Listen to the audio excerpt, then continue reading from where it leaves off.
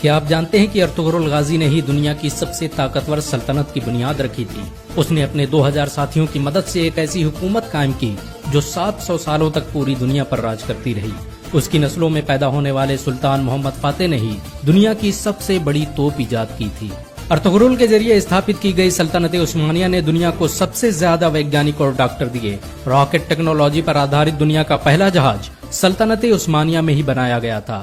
Ertugrul نے ڈاکٹروں اور عالموں کی ایک بڑی جماعت تیار کی تھی جو مفت میں لوگوں کی مدد کرتی تھی۔ ان کا پورا خرچ ارطغرل خود اٹھاتا تھا۔ ارطغرل اکیلا انسان تھا جس سے منگول بھی دہشت کھاتے تھے۔ 13ویں صدی عیسوی میں جب منگولوں نے مسلمانوں کے سارے بڑے شہر تباہ کر دیے تو ارطغرل نے سوغوت میں دنیا کی سب سے طاقتور سلطنت کی بنیاد رکھی۔ ارطغرل کائی قبیلے کے مشہور شاسک سلیمان شاہ کا بیٹا تھا۔ سلیمان شاہ اوغوز کی نسلوں سے تھے جنہوں نے چین سے بھاگ کر ایران اور شام میں پناہ لی تھی۔ آپ کو یہ جان کر حیرانی ہوگی کہ چین میں آج جن اوئیگر مسلمانوں پر ظلم ہو رہا ہے وہ اوغوز کی نسلوں اور ارطغرل کے خاندان سے تعلق رکھتے ہیں۔ بہت کم لوگ جانتے ہیں کہ ارطغرل غازی نے قرآن کو اپنا سنویدھان بنایا تھا۔ اس کی حکومت میں سود اور بیاج کے استعمال پر سخت مناہی تھی، یہاں تک کہ یہودی اور عیسائی بھی اسلامی قانون کے مطابق تجارت کرتے تھے۔ ارطغرل جب اناطولیہ میں داخل ہوا تو صلیبیوں نے مسلمانوں کے خلاف جنگ چھیڑ رکھی تھی۔ دوسری طرف منگول بغداد کے 10 لاکھ مسلمانوں کا قتل کر چکے تھے، لیکن ارطغرل کے آنے کے بعد اچانک اناطولیہ سمیت وشو کا نقشہ ہی بدل گیا۔ ارطغرل کی شجاعت اور ہمت سے دشمن بھی کانپتے تھے۔ اس نے اپنے چند ساتھیوں کی مدد سے چنگیز خان کی فوجوں کو گھٹنے ٹیکنے پر مجبور کر دیا۔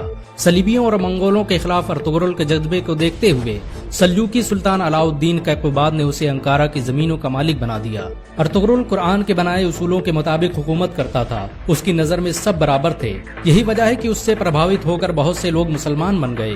چنگیز خان کے سپہ سالار اور صلیبی کمانڈروں نے بھی ارطغرل کے ہاتھوں اسلام قبول کر لیا۔ اناطولیہ کی سرحدوں میں آ کر ارطغرل نے سب سے پہلے سوغوت کا قلعہ فتح کیا۔ یہ وہی قلعہ تھا جہاں پر ہزاروں مسلمان قتل کیے گئے تھے۔ سوغوت کو فتح کرنے کے بعد ارطغرل نے وہاں ایسا نظام قائم کیا کہ وہ سلجوقی سلطنت کا سب سے امیر شہر بن گیا۔ اس کی حکومت میں یورپ کی ایک بڑی آبادی ویاپار کرنے سوغوت آتی تھی۔ ارطغرل بڑا ہی انصاف پسند تھا۔ اس کی تلوار ہمیشہ میان سے باہر رہتی تھی۔ سلجوقی سلطنت کے خلاف سازش رچنے والے سعد الدین کوپک سے لے کر کمانڈر ڈریگوس کو اس نے سرعام قتل کر دیا تھا۔ ارطغرل نے جس سلطنت کی بنیاد رکھی اس نے ماتر 100 سال کے اندر ہی آدھی دنیا کو فتح کر لیا۔ اس سلطنت کی سرحدیں ایشیا سے لے کر یورپ اور افریقہ تک پھیلی ہوئی تھی، یہاں تک کہ پورا بھومدھیہ ساگر خلافت عثمانیہ کے قبضے میں تھا۔ 17ویں صدی عیسوی تک دنیا کی آدھی دولت سلطنت عثمانیہ کے قبضے میں تھی۔ جاپان، روس اور فرانس جیسے دیش ترکی کی خلافت عثمانیہ سے قرضے لیتے تھے۔ یہ سلطنت اتنی بڑی تھی کہ جب اس کا انت ہوا تو 42 نئے دیشوں کا نرماण ہوا۔ آپ کو یہ جان کر شاید حیرانی ہو کہ ارطغرل کا خاندان دنیا میں سب سے لمبے سمے تک حکومت کرنے والا خاندان ہے۔ اس کے خاندان کے 36 لوگوں نے 700 سالوں تک حکومت کی۔ ارطغرل کے بعد خلافت عثمانیہ نے 500 سے ادھک جنگیں لڑی جن میں زیادہ تر فتح حاصل ہوئی۔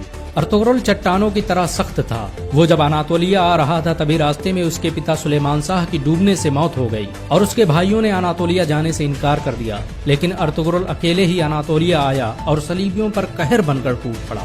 منگولوں نے ارطغرل کو مارنے کی ہزاروں کوششیں کی لیکن وہ کبھی کامیاب نہیں ہو سکے، یہاں تک کہ انہوں نے اپنے دشمنوں سے بھی ہاتھ ملا لیا۔ بہت کم لوگ جانتے ہیں کہ صلیبی مسجد اقصی اور مسجد الحرام کو شہید کرنا چاہتے تھے، لیکن ارطغرل نے مسلمانوں کو متحد کر کے ان کے منصوبوں کو خاک میں ملا دیا۔ آپ کو یہ جان کر حیرانی ہوگی کہ یہودی 13ویں صدی عیسوی میں ہی اسرائیل دیش کی استھاپنا کرنا چاہتے تھے اور اس کے لیے انہوں نے مسلم دیشوں کو ختم کرنے کی سازشیں بھی رچی تھی، لیکن ارطغرل کی وجہ سے ان کے سارے منصوبے فیل ہو گئے، کیونکہ جب سلجوقی سلطنت کو ختم کیا گیا تو ارطغرل نے اپنی حکومت کا اعلان کر دیا۔ 1923 میں جب ترکی کی خلافت عثمانیہ کا انت ہوا تو دستاویزوں سے پتہ چلا کہ خلافت عثمانیہ کو ختم کرنے کے لیے کئی 100 سالوں سے سازشیں کی جا رہی تھی، یہاں تک کہ بہت سے یہودی مسلمانوں کے بھیس میں مسجدوں میں امامت کرتے تھے تاکہ مسلمانوں کے دلوں سے خلافت کی اہمیت نکالی جا سکے۔ ارطغرل نے سلجوقی شہزادی حلیمہ سلطان سے شادی کی تھی۔ اس کے دوسرے بیٹے عثمان کے نام پر ہی اس سلطنت کا نام خلافت عثمانیہ رکھا گیا۔ ارطغرل کے بیٹے عثمان نے جب ترکی میں عثمانی کرنسی کی شروعات کی تو اس پر چھپنے والا پہلا نام ارطغرل غازی کا تھا۔ 2014 میں ترکی کے راشٹرپتی رجب طیب اردوغان کے کہنے پر ارطغرل کی زندگی پر ایک ڈرامہ بھی بنایا گیا۔ ارطغرل کی زندگی پر بنا یہ ڈرامہ اس سمے دنیا میں سب سے زیادہ دیکھا جانے والا ڈرامہ ہے۔ اسے 90 سے ادھک بھاشاؤں میں انواد کیا جا چکا ہے اور دنیا کے 150 سے ادھک دیش اس کا لائیو پرسارن کر رہے ہیں۔ امریکہ نے جہاں اس ڈرامے کو خاموش بم کہا ہے تو وہیں اسرائیل اسے دنیا کے لیے خطرہ بتا رہا ہے، کیونکہ انہیں ڈر ہے کہ مسلمان کہیں پھر سے خلافت کی بات نہ کرنے لگ جائیں۔ سچ تو یہ ہے کہ مسلمانوں کے دلوں میں ارطغرل کا نام آج بھی زندہ ہے۔